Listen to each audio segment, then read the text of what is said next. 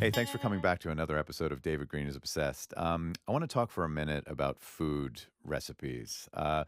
My nana, who lived in outside of Atlantic City, New Jersey, I would spend every summer there, going to the beach and visiting her. She was a great chef, and she would make her baked macaroni and cheese. She would make her meatloaf. She would make this cabbage soup that I think came from my family's Latvian Russian roots. It was delicious. And when she passed away, I was deeply worried that I would never be able to taste these recipes again because it was my connection to her. Like, I could smell that soup when I would walk into her condo, in New Jersey, and it was just part of all the memories of her, of Nana. And for a while after she passed, I kind of obsessed about finding those recipes. I didn't know where they were, and then my wife helped me find this little wooden box that had all of her handwritten recipes inside them, and now I have that. I really treasure it. And I really believe that food is so connective, including with people who have passed away. And on the show today, we're going to hear from someone who has really leaned into that. Rosie Grant is a librarian, and she has discovered the power of recipes that people have left behind on gravestones to remember their loved ones. She started the social media platform on TikTok and Instagram called Ghostly Archive. She's also the author of To Die For, a cookbook of gravestone recipes. And when we come back, we're going to chat with Rosie Grant.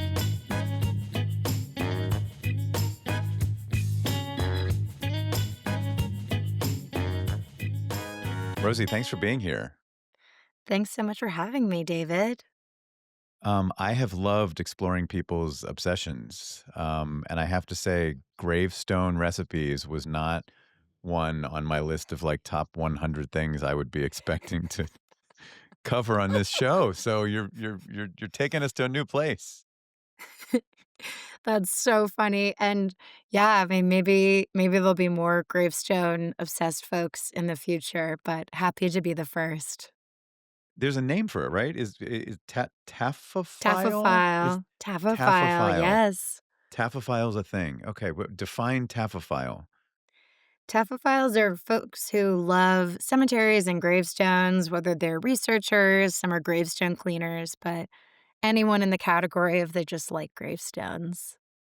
Okay, so you're a culinary focused taphophile. Yes, I like that. Yes, I'm a culinary focused taphophile. Love it. So will you forgive me if I confess that I did not know that gravestone recipes were even a thing? Absolutely. If anything, I feel like I didn't know it was a thing until I Okay, got good. That makes started. me feel better. Yeah. They're not that common, and especially, like, we're in California, there's only 2 here that I know of, in the entire state. There's a lot of Okay. cemeteries here, but only 2 Yeah. recipes that I know of.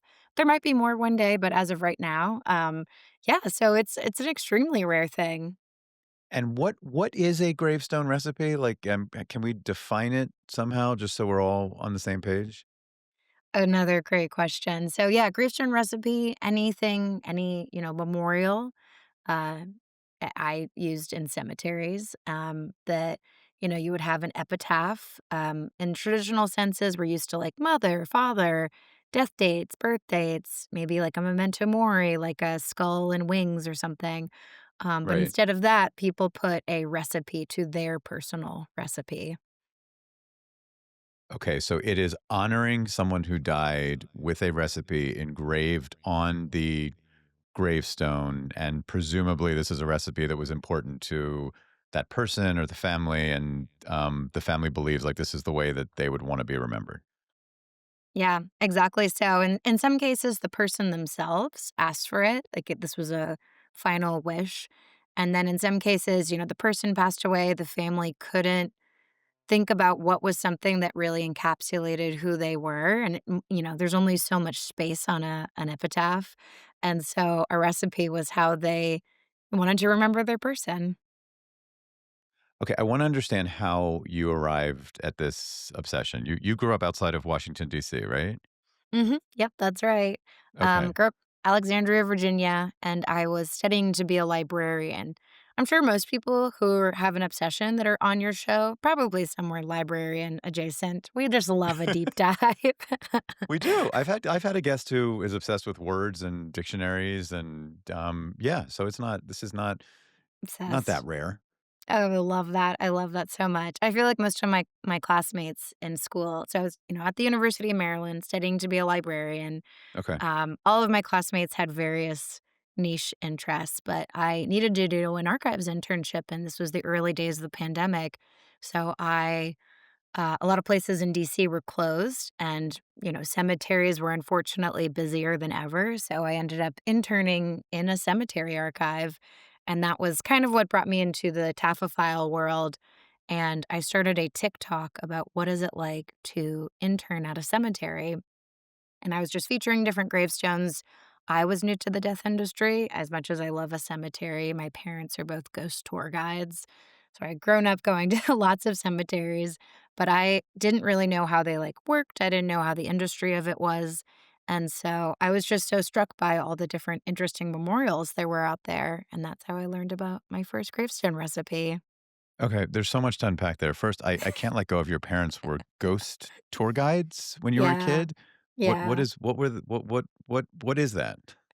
If you ever go on a ghost tour, particularly if you're in Northern Virginia, you might go on a tour with someone dressed like a pirate, who would be my dad. Okay, And okay. you basically get like a walking tour history of like an old location, and they tell you ghost stories that are like woven into the history of like a haunted house or a haunted, I don't know, bar or restaurant. And usually it's like some sort of like terrible tragedy that would spun up a ghost. We're in Los Angeles, LA, I should say Hollywood themselves. Like there's a lot of ghost tours around Hollywood Boulevard and the Roosevelt Hotel. So my parents basically, yeah, they have to wear costumes, like old timey costumes. So I think they look like pirates when they do it. And yeah, they just tell ghost stories to people. Okay, so that was kind of your entry point to thinking about places like cemeteries as, spooky and interesting. Yeah. Yeah, exactly. So like, and I loved Halloween. Halloween was our favorite holiday as kids. My uncle, who's also a librarian, would host this huge Halloween party every year, and it was my literally favorite time of the year. We would tell ghost stories and family scary stories, and so it just made me very comfortable. And I feel like Halloween is that time that maybe people are a little more comfortable talking about death Yeah. or the unknown. And so, in any case, I found it very inspiring. So I was very excited to get an internship at a cemetery even if it's not really what I would have, like, assumed, when I started my program, but it was the best, and when I was featuring different recipes, I was featuring at first just people in my cemetery in DC and then other DC cemeteries and then some in Maryland, some in Virginia, and then eventually just anywhere, any interesting gravestone that I learned about, Hmm. and, yeah, there's a woman in Brooklyn who has a cookie recipe on her gravestone. A woman in Brooklyn. Okay, tell me what's the cookie recipe? What does the gravestone look like? And are the cookies good? Yeah, great questions. It is one of the most beautiful gravestones I've ever seen. You walk into Greenwood Cemetery, which is like one of the older cemeteries in Brooklyn, and it looks like an open cookbook on a pedestal. And it's just so lovely. And I think it's probably like a religious text, like, pre-created, pre-carved marble. And in any case, you look across the text where the book is, and it's her recipe for Spritz cookies. the there are no instructions, so I actually made them very incorrectly the first time I made it just because I was so curious of, like, what does Oh, it's just this the ingredients that are listed it's on the gravestone, just not the for instructions. her. Okay. Mhm, yeah, which I find funny because now that I've met with her family and, we've cooked together, she was very secretive about this recipe. This was something that people would ask for in life, and she never wanted to give it to them, and, it was on her deathbed that her son asked for permission to include this recipe, not only to share it, but also to put it on her grave marker, and she, gave her blessing, but the fact that there's no instructions I find funny because it's sort of like, she's still holding something a little bit secretive to She's herself. keeping the secret a little bit. Oh my god, I love She's that. Wait a keeping a minute. little So she has this secret. she has these Spritz cookies. Her family loves them. They're important to her. People have asked her for the recipe forever. She has said, "No way I'm giving you this." And on her deathbed, her son asks, like, if Yeah. this is the secret that he wants to reveal to the world? Yeah. Yeah, exactly. So, yeah, nothing else, no further secrets. Um, but I mean, it was something that I think she was a really, really good home cook. She was first generation American and had just grown up in Brooklyn with her sisters. And the joke was she had this, like, multi-generational house, her son lived there, her granddaughter, there was just so many family members that would come in and out of the house, and you couldn't bring takeout in. If you brought takeout, she would just, like, give you a side eye and be like, "I could make it better than whoever you got from the restaurant."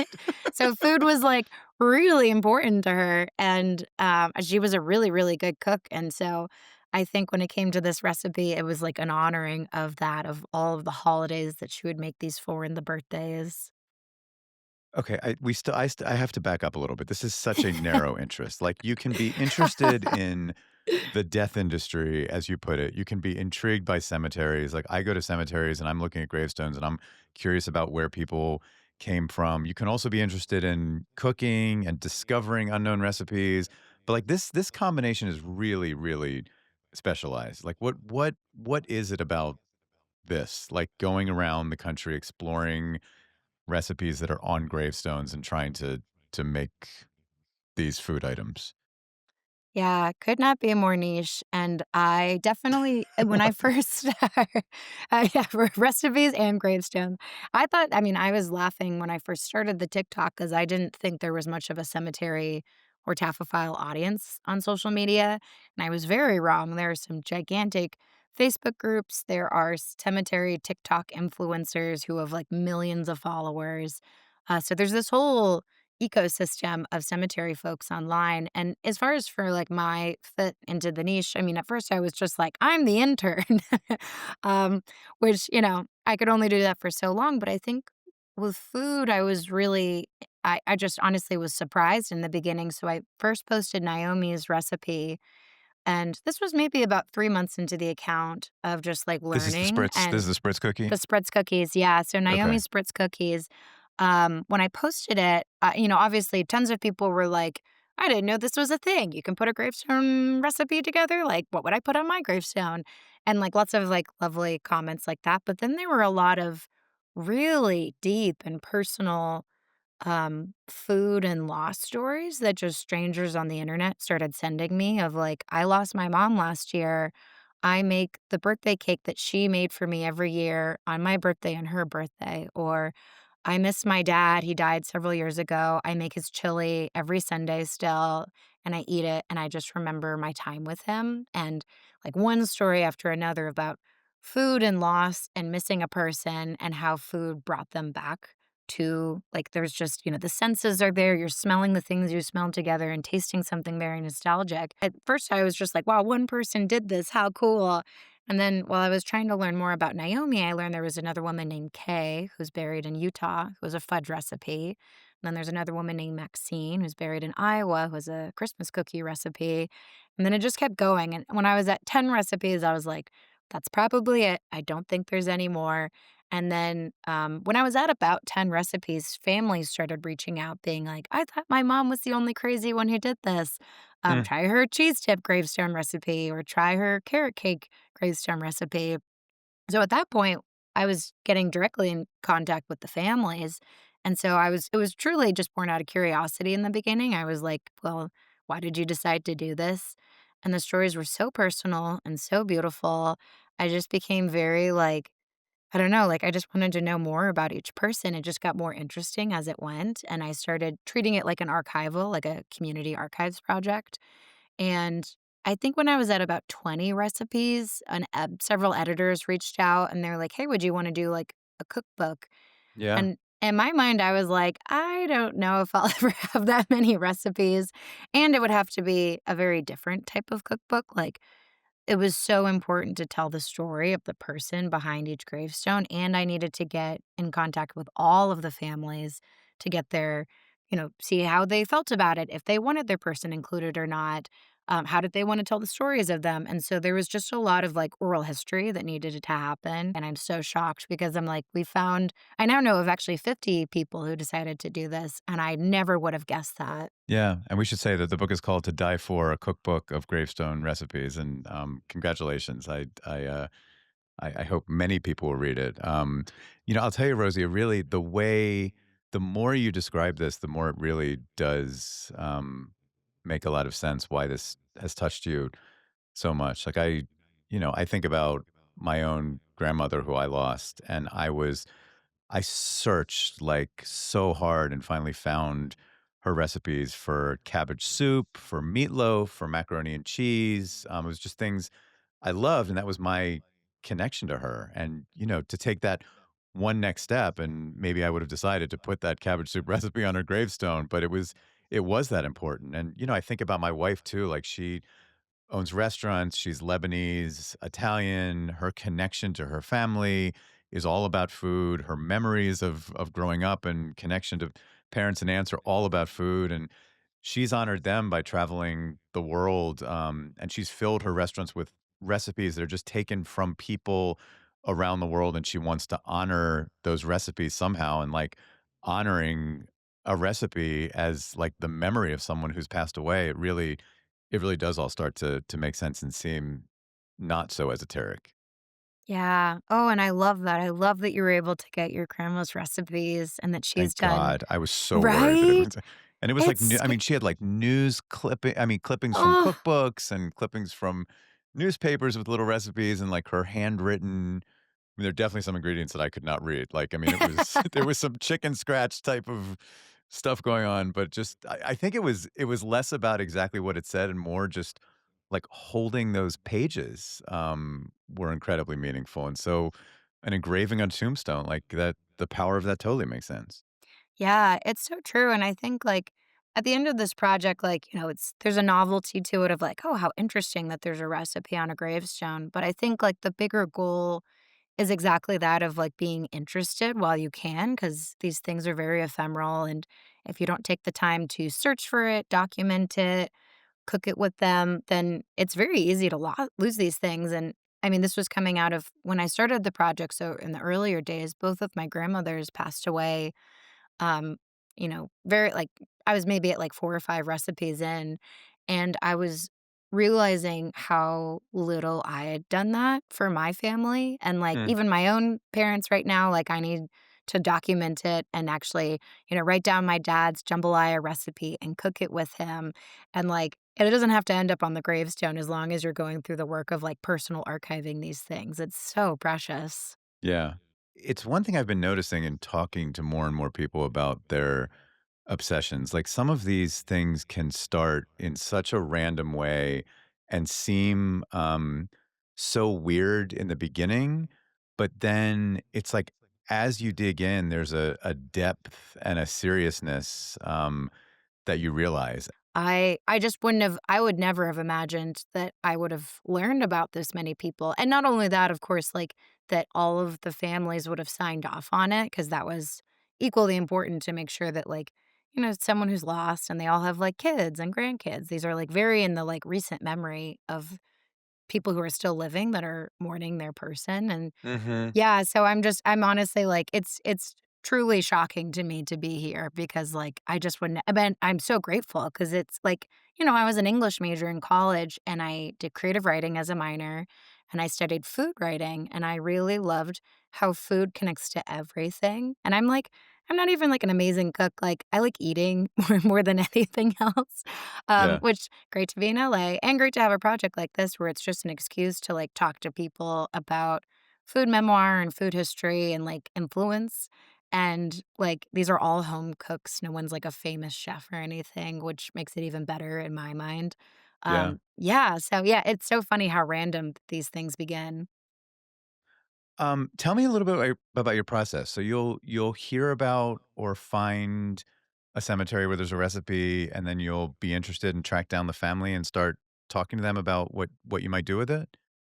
Pretty much, yeah, I have this, like, giant this is the librarian side, so I Hmm. have this huge Google Doc of, like, references and cross references. I have a big spreadsheet, and it's just more of, like, all of the information, more because 'cause I'm a goldfish brain and I will forget everything, but I have I'm the same everyone's way. like, Yeah. if I don't have it written down, I have no idea who I am. Uh, and so, with each person, I'll you the most common way, because I should say they're all crowdsourced. I've never walked into a cemetery and just seen a gravestone recipe. So usually they were sent to me or they were posted online somewhere. Like the first and maybe 8 of them were very well featured on either social media or Reddit or Facebook groups or Twitter or a couple of blogs or news articles. And then after the few after that were families had sent them to me. And then after that were just random people on the internet were like, "Hey, I heard you do this thing. Do you know about this one here or this one here?" And they'll just send me the photo. And in those cases, I mean, I'm so grateful and it's incredible to learn about them. I ask for as many details as they know about this person, and usually they're like, I have no idea. It's in this cemetery in Arkansas or in Maine. That's all I know. And so I'll look up the person, I'll find their obituary, which most of them can be found in like online archives. I'll find their find a grave, which gives me the geolocation. And I have this huge Google map that's pinned of where everyone is. Mm. And then I'll, from their obituary, just start reaching out to family. And usually it's a lot of Facebook messages, Instagram messages. If I could find an email, sometimes the obituary would have an email or contact, and just start basically cold messaging people. And in the beginning, I was like, I mean, I just felt so bad for bothering people, but I was like, well, I can't really, I won't move forward until this. And usually the biggest message that I would get back is like, who the heck are you? And like, a lot of And people what are were you like, doing? "What are you Why are you doing? here? Like, how did you hear about my mom in Alaska? Like, what?" And so but after that, when we got onto a phone call and I would just be like, "This is the project, feel free to think about it." Um, it was honestly like it would just kind of hit the ground running from there. Obviously, grief doesn't really have a timeline, whether a person had died a year ago or 10 years ago, and so I tried to match where people were at. If some folks just wanted to talk via email, they're like, "Yes, you can include my dad's recipe. I don't want to get on the phone. I just, it's painful to talk about it, but I'll answer any questions and I'll take my time with it. And, I'd love to review whatever you write at the end, but like, we don't need to do anything further," which I think is amazing. Like, that's so kind of them to even meet me there. Like, one of the daughters who I first reached out to, it was, like, maybe 2 or 3 years where when I first reached out to her, she was like, "Let me think about it." And she followed me on Instagram and just would like and she would comment on all my stuff, and every, like, 6 months, I would be like, "Hey, how you feeling about this?" And she's like, "Still thinking." And after, like, a year or 2, she was like, "Okay, I'm ready to talk." And we Huh. hopped on the phone. So, yeah, there's really no, like, time limit for any of these. What do you think she was thinking about? Like, what do you think was her hesitation? Her mom actually went viral way before I came along. Her mom is Maxine Menster, which has a Christmas cookie recipe that has been very well featured on the internet.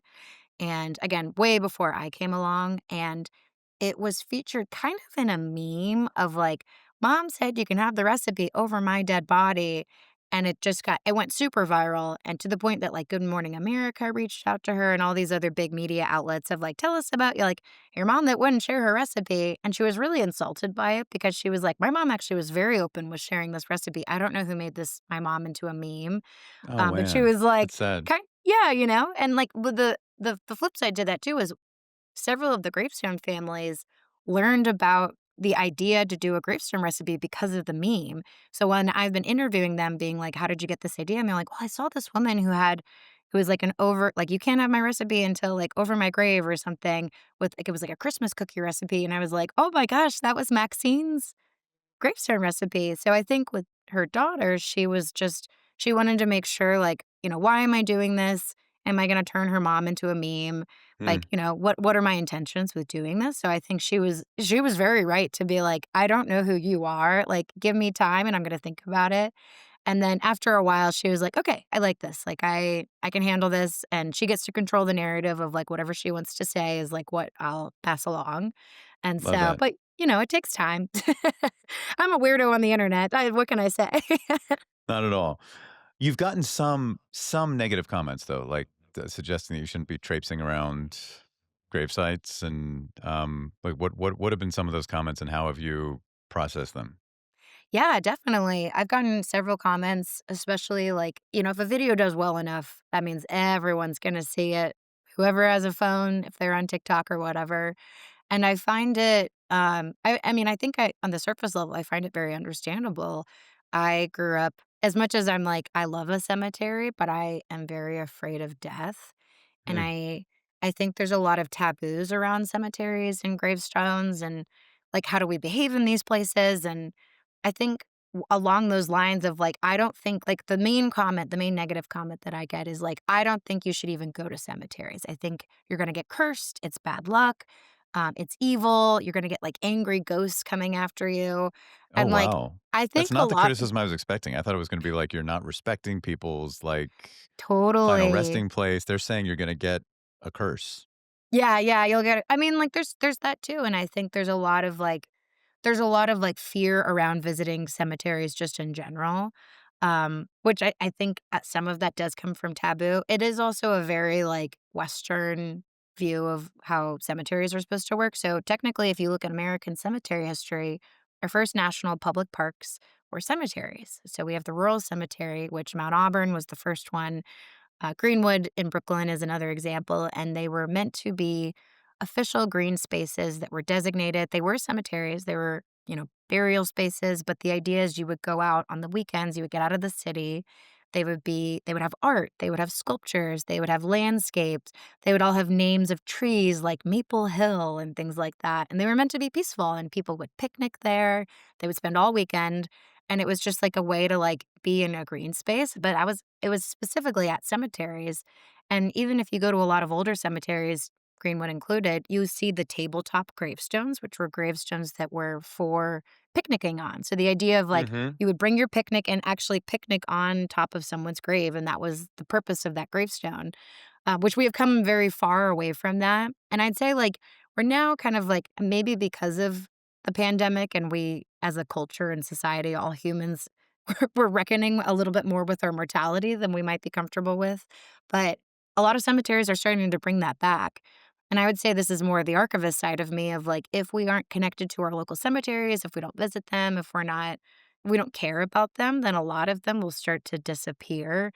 It's a very expensive model to take care of cemeteries. And I'm coming from the DC area where we've lost quite a lot of minority cemeteries because they got disconnected from the local community, the archives got lost, they didn't know who owned the land, and then it was eventually bulldozed and, like, a parking lot or a Mm. shopping mall was put over them, and so I think it's extremely important to visit cemeteries, even though, like, obviously there's cemetery rules for a reason and being respectful and not, like, knowing that grievers will be there, funerals might be happening, but, like, we're in LA. I think Hollywood Forever has such an interesting model of, like, there are bands that come in and they do yoga and they do movie nights and they do like big festivals and it's very much bringing in the community and that's how people will continue to care about it. You said something that caught me. I mean, you're a taphophile who is afraid of death. Tell me more about your fear. Yeah, I mean, I remember when I was a little kid and going to my great grandmother's funeral, and it was my first time. I was maybe like I don't know 5, and it was my first time of really being aware that like oh everyone's gonna die, and I remember being so scared of that. I actually remember I don't think I've ever told this story to anyone before. I remember, it was at the same time my aunt and uncle and my cousins were planning a trip to Disney World, and I decided not to go, me as, like, a little kid, because I was like, "But, like, my parents might die someday, and, like, I need to spend as much time with them as I can." So I didn't go to Disney World because I was so scared that my parents would quote, unquote, "die at some point in the future." Not Oh they my were god, not you had to sick. maximize your time with them, like, I and had to so, maximize like, yeah. any day away from them might be, like, Yeah, missing the yeah, chance for wow, yeah, that's that was my, amazing. like, five-year-old kid brain was just like, "Oh my gosh, like, what if they'll die and I need to, like, spend as much time so I, like, miss this trip?"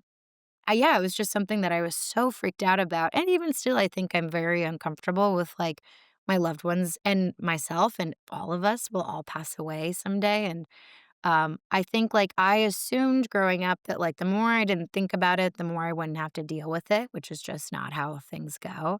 And there's this movement called the death positive movement that began with hospice nurses, and it's the idea that people in society are better off if we talk about death, if we even if it's something like, how do you wanna be remembered? Do you want a funeral? Do you wanna be cremated? Um, you have this favorite joke. Do you want that on your gravestone? Do you want this song played? There's a woman who's featured in the cookbook who her daughter knows that her mom is around, or it's like a sign from her mom whenever she sees a white feather and anything. Like, so it's just any sort of like reckoning with this, and it can be a really like good, healthy thing to do. Mm. I mean, I have to believe, even though it wasn't intentional, that your investment in like a positive side of cemeteries is a way of like confronting and dealing with your fear. Does it feel that way? Oh, absolutely. I think, like I mean, especially 'cause this was all born out of the pandemic where I was, like especially in the early days, I was so scared for my loved ones, like, little things like, my parents are getting a little older, and I have siblings with asthma, and I was so, like I was living my fears a little bit more presently than I think I was comfortable with, and I think because of this project, it allowed me to think about more the celebration side of a person, like, death is not a failure. We will all die someday, Mhm. no matter how healthy we are or how much like, how many Disney trips we miss. And I think, like, it was a really healthy way for me to get a little maybe, like, almost like immersion therapy of, like, just Yeah. being in this space and talking to people about it. For people who I've lost that I just didn't know what to do with the feelings about it and emotions and just, like, publicly grieving, I just find, like and cemeteries do provide that space, which I think is amazing. Is there a favorite recipe from the book? I know a lot of people who do cookbooks. That's like the question they never want to get. So I apologize ahead of time for asking it. But is there one that that stands out to you? One that I've been making quite a lot lately, my partner and I just eloped, and we actually had this at our wedding Oh, little gathering. congratulations. Thank you. We did it in Venice, actually, and I Nice. made this woman named, Helen. She has a Texas she's buried in Michigan, but she has a Texas sheet cake gravestone recipe, and I had never had a Texas sheet cake before. It is so good. It's super moist. It's like a chocolate cake, and every time I make it, it disappears so quickly.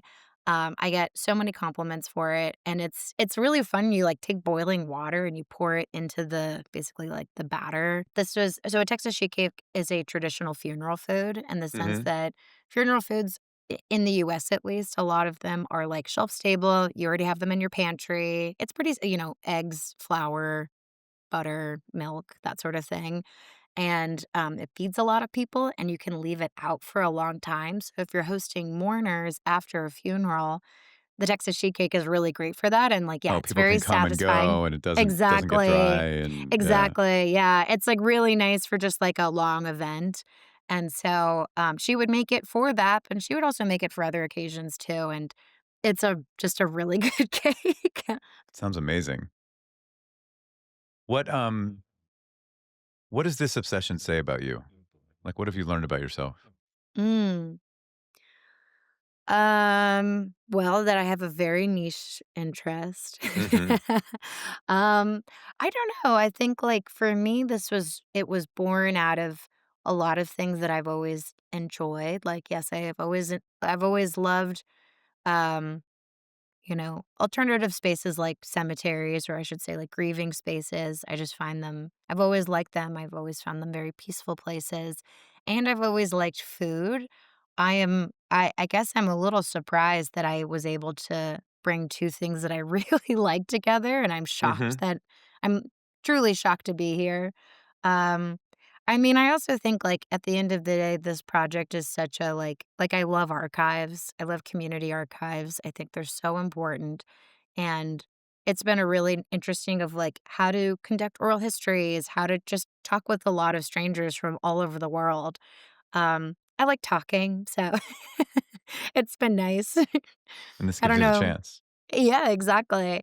Yeah, I don't know, I'll have to think about that even more of, like, what it says about me. I mean, I love project managing. This has also been just an exercise of, like, a really insane spreadsheet just to try to keep everything straight for folks. The Mhm. most boring answer possible. No, but it's like it's a boring thing that you've turned into something so joyful. Like, Yeah. it's I mean, to make spreadsheets, in a fun way.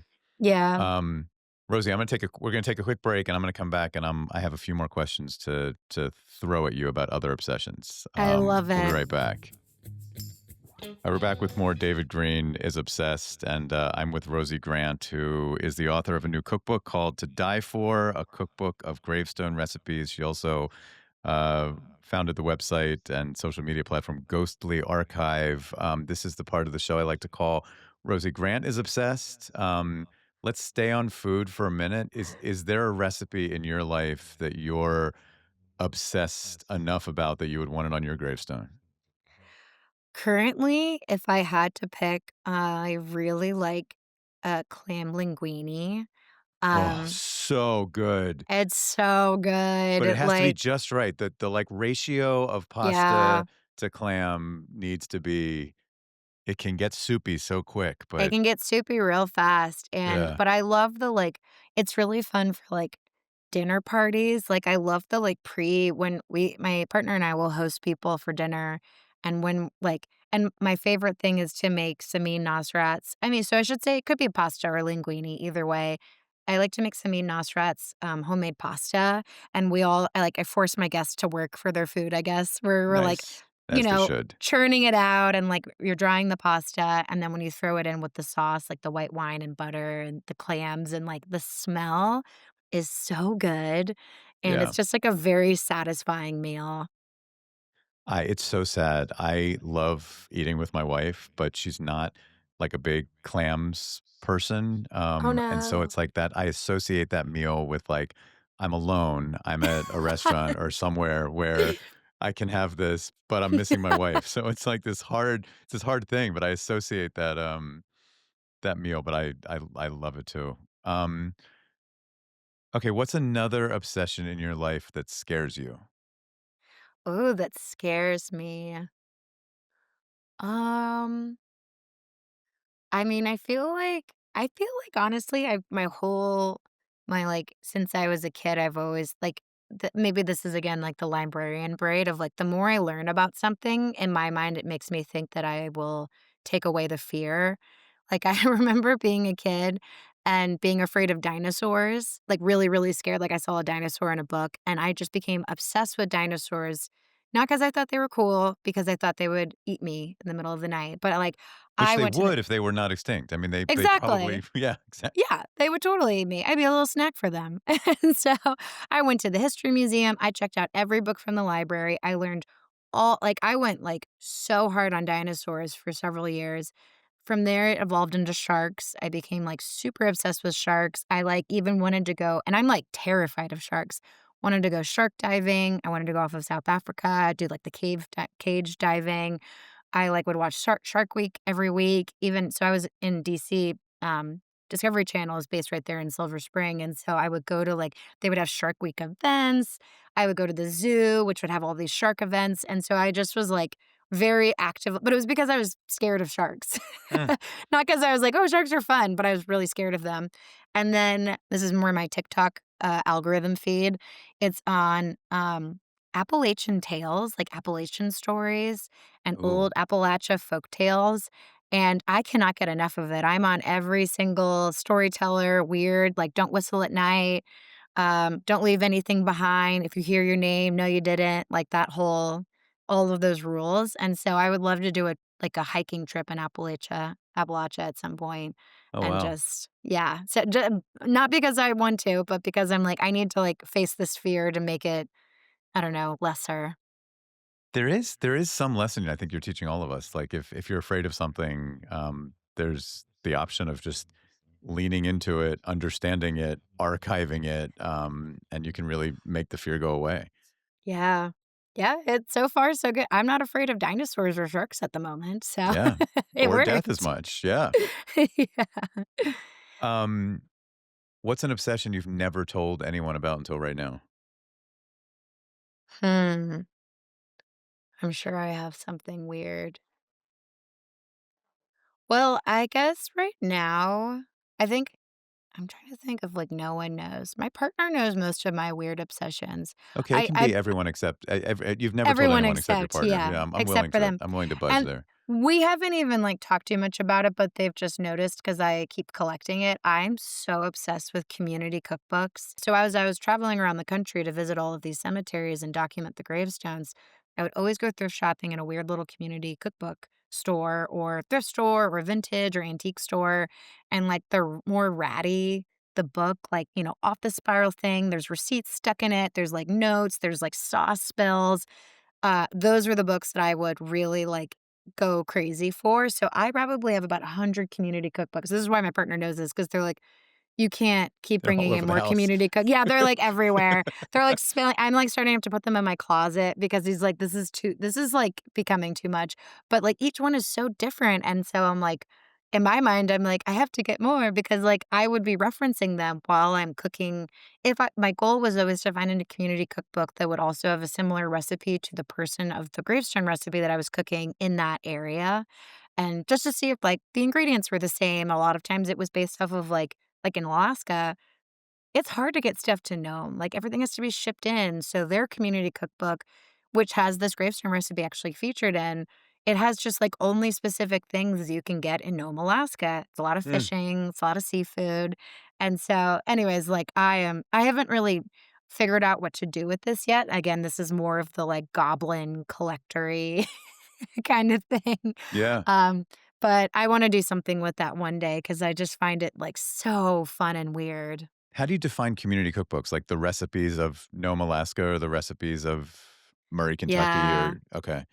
Very localized, oftentimes, like, a small organization, there's only usually, like, 100 printed for, Hmm. like usually, like, a fundraiser or something for some local group. Often, they're, like, spiral bound, and I just think they're so fun. And yeah, they're very, like sometimes they'll come with, like, stories about the community, so I have a community cookbook from a cemetery in Texas, and it has all these funny tidbits about folks buried in the cemetery, and I just think that's so cool, and, like, it's such a specific part, and they only printed 50 of the book to raise money to do proceeds for, like, cemetery upkeep. Yeah, I love that. You mentioned Nome, Alaska. Is that where the Cool Whip recipe in your book came Yes! from? Okay, so there's Yes! it's a recipe for what? Remind us? For no-bake cookies. Okay. And it involves Cool Whip, and there's, like there's, like, a can like, a container of Cool Whip that is on the gravestone? Is that Yeah, she okay, so her name is Bonnie. Yeah, this is a gnome, so for people who've watched, like, Balto, the Iditarod started and now technically it ends there, but, all the diphtheria victims are buried in the same cemetery as her, and she worked at the DMV. She was a single mom, and she had these no-bake cookies, which, I mean, just in general, like, shopping in Alaska is very difficult. Everything has to be shipped in. I should say, like, Nome specifically is very difficult because everything has to be shipped in. The only, like, chain thing they have there is a Subway, like a very small Subway. Water is $40 in the like, we went grocery shopping to get all the ingredients, and so all of her cookie ingredients had to be shelf stable and accessible. Hmm, And you don't throw things away because it's just hard to get stuff. So she kept the Cool Whip container from another recipe and just would use it as her Tupperware. And so, like, she would store these cookies in the Cool Whip container, just this idea of, like, everything got reused and repurposed, nothing was yep, wasted. And then on the side of her grave, so, she has the details of her no bakes, the Cool Whip container that she would store it in under there, and on 2 other sides of the gravestones, this really cool obelisk in the cemetery, but it's poems from her granddaughters just about her, and then there's an iris on the 4th side, which is a favorite flower of hers, and then all these little rocks that her granddaughter and great-granddaughter collected that are like heart-shaped rocks, so it's such a cool gravestone. that sounds amazing. When I die, I want a gravestone that cool. Like, that's sounds Yeah. amazing. It was so thoughtful, like, yeah, she was so loved by her family, she just and, like, going there to visit was, like in my mind, I was like, "Once I go to Nome, if I can get out there, then this project is, like" it was the hardest one to get to, it was, like, 3 flights, it took, like, 30 hours. But you made it. Um, Made it, and it was the best experience of my life. That's awesome. Rosie Grant, your new book is To Die For, a cookbook of gravestone recipes, and she is obsessed with, gravestone recipes. Rosie, it's been really lovely talking. Thank you. Thank you so much. It's been so fun talking about obsessions.